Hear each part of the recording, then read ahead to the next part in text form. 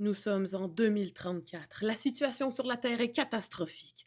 Et je ne suis pas du tout là pour vous parler de Dans une galaxie près de chez vous, quoique je vais profiter de cet aparté pour saluer tous les gens attending à l'événement Le lancement du Romano Fafard sur Facebook, le plus vieil événement qui existe, je pense, au Québec sur Facebook. On s'y voit, la gang, en 2034. Mais non, c'est pas pour Dans une galaxie près de chez vous que je suis là, c'est pour vous parler du jeu en ligne Colonie 404 qui a été lancé par le Conseil de presse la semaine dernière en collaboration avec le ministère de la Culture et des Communications.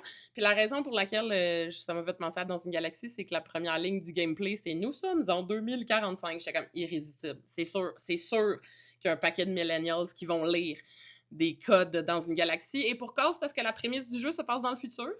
On est l'informateur responsable de transmettre des informations en provenance de la Terre à une colonie qui se trouve dans l'espace pour s'assurer du bien-être et de la bonne information que reçoivent les membres de cette colonie-là, justement, pour assurer leur santé mentale, mais aussi de l'accès à l'information qu'ils pourraient avoir besoin pour leur survie. La prémisse est bonne, les graphiques sont très chouettes, c'est mignon, ils ont mis de l'énergie là-dedans, l'ambiance est bonne, il y a une petite trame sonore, une petite trame son qui nous met vraiment dans l'ambiance. Puis la réalisation est vraiment impressionnante pour le budget qu'ils ont eu, qui est somme toute des clopinettes là, dans l'industrie du jeu vidéo. D'ailleurs, je salue le travail du studio Affordance qui s'est occupé de ce jeu-là, sous la direction de Pascal Nataf, qui a supervisé ses étudiants, en fait. Fait que c'est un travail étudiant, le jeu.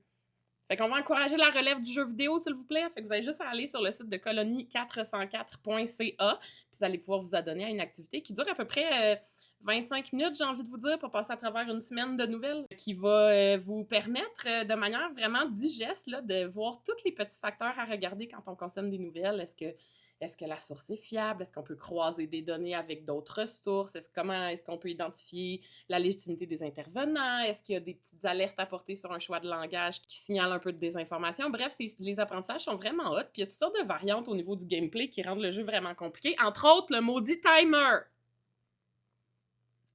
J'aime pas ça, moi, les timers, ça me stresse. Et c'est toute la faute du timer. C'est pas parce que je suis poche que j'ai pas eu toutes des bonnes réponses. C'est à cause du mot du timer qui me mettait ses nerfs. Fait que je me suis ramassée avec un pointage de crédibilité de 34, ce qui est vraiment pas une note parfaite. Fait que vous me direz dans les commentaires, allez essayer ça. Vous me direz dans les commentaires c'est quoi votre pointage, voir si vous êtes un meilleur agent de la vérité que moi.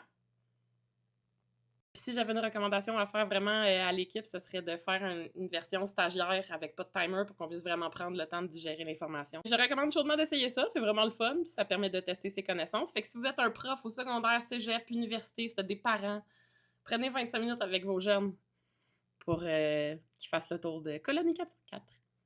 Je recommande. By the way, j'ai reçu $0 pour vous parler de ça. Tout ça est organique.